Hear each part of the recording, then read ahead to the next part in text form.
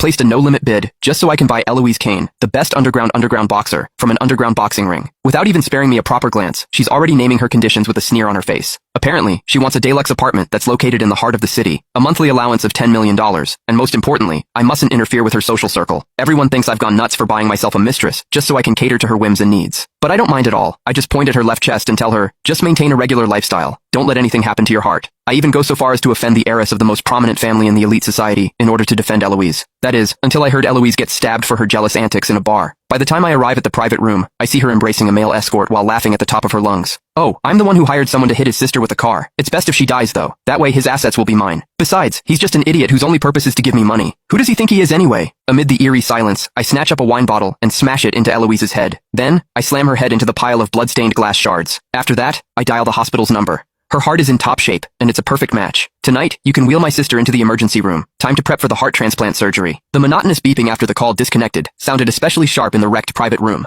Eloise Kane was pinned beneath me, her face pressed into the ruins of a coffee table, blood from her forehead mixing with the stench of alcohol on the carpet. For the first time, the arrogance vanished from her unruly eyes, replaced by raw disbelief and unmistakable panic. "Drake Becker, have you lost your damn mind? Do you even know what you're saying?" she screamed, thrashing wildly. My bodyguard surged forward, forcing her head back down into the blood-stained shards of glass. Several dull cracking sounds followed as Eloise let out a muffled groan of pain. Micah Campbell, the male escort, shrank into the corner of the couch, ghost white and shaking too badly to manage a coherent plea. I looked down at Eloise from above, using the toe of my leather shoe to tip her chin up. As I stared at the face now twisted by overwhelming fear, my thoughts drifted back to the night I first met her 3 years ago. 3 years earlier, in the most secretive and brutal underground boxing arena in Kensington, Eloise fought inside the octagonal cage like a tireless lioness, throwing a vicious hook that shattered her opponent's nose. Without even catching her breath, she stepped on the fallen fighter's chest and flashed a wild, defiant smirk. When I pressed the red button beside me, the arena erupted. In that world, it meant only one thing. No matter how high anyone else bid, I would raise it without limit until I won ownership of the fighter. In the end, I spent an astronomical $10 million to buy Eloise's contract. When brought before me, she didn't even bother looking at me. She casually wiped the blood from the corner of her mouth and sized me up with unconcealed contempt. "You want to keep me as your little pet?" Eloise asked with a cold laugh. "Fine, but I have conditions.